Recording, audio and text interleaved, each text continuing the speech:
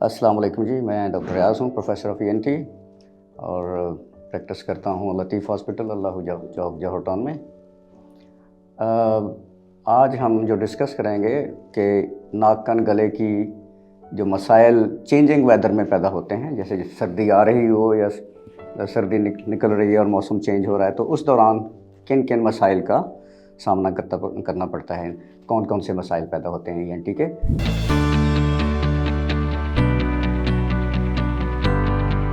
तो जब सर्दी आ रही होती है तो उस वक्त ख़ासकर सर्दी से बचने के लिए टाइमली बहुत दफ़ा मेजर्स नहीं लिए जाते, बच्चों को कवर नहीं किया जाता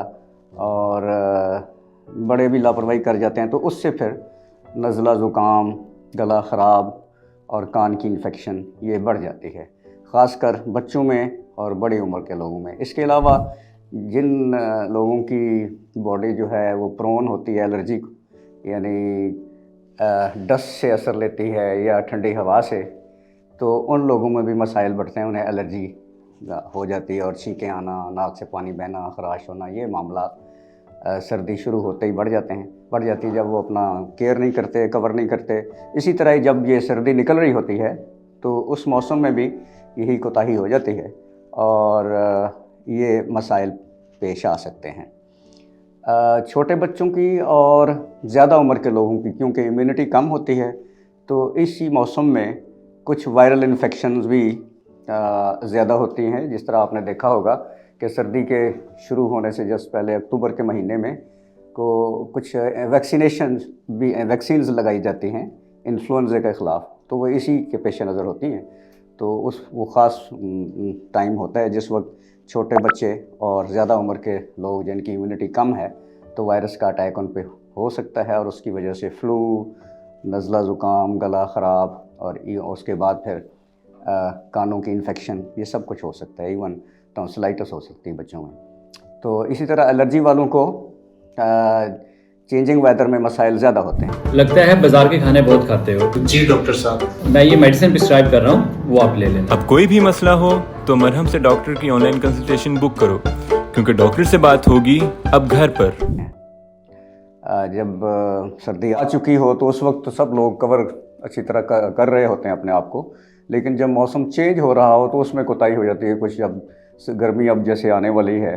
तो उसमें लोग जल्दी कवर करना छोड़ देते हैं। इसके अलावा मौसम भी इस तरह से होता है कि कभी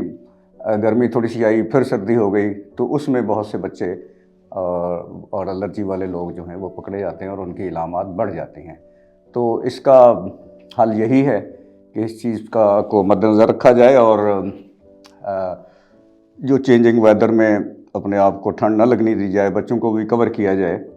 और अगर कोई इस तरह का नज़ला ज़ुकाम वाला, छींकों वाला या एलर्जी वाला मसला हो जाए तो उसमें फिर फौरी उसकी ट्रीटमेंट ली जाए, ताकि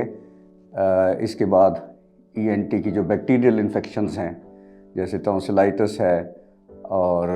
कान की इन्फेक्शन है, एक्यूट सुपरेटिव ओटाइटिस मीडिया जिसको कहते हैं, तो इनसे बचा जा सके। तो यही है कि एक तो एहतियात करें, लेकिन अगर कुछ चेंजिंग वेदर में मसला आता है तो फ़ौरन उसकी फिर ट्रीटमेंट करें ताकि ये बीमारी ज़्यादा ना बढ़े। इस टॉपिक के बारे में अगर आपके जहन में कुछ सवालात हैं तो वो आप कमेंट सेक्शन में पूछ सकते हैं, या फिर ये कि आप अगर मेरे साथ ये डिस्कस करना चाहते हैं इस बारे में, तो मरहम से अपॉइंटमेंट लेके इसका मुतल्लिक़ डिस्कस कर सकते हैं।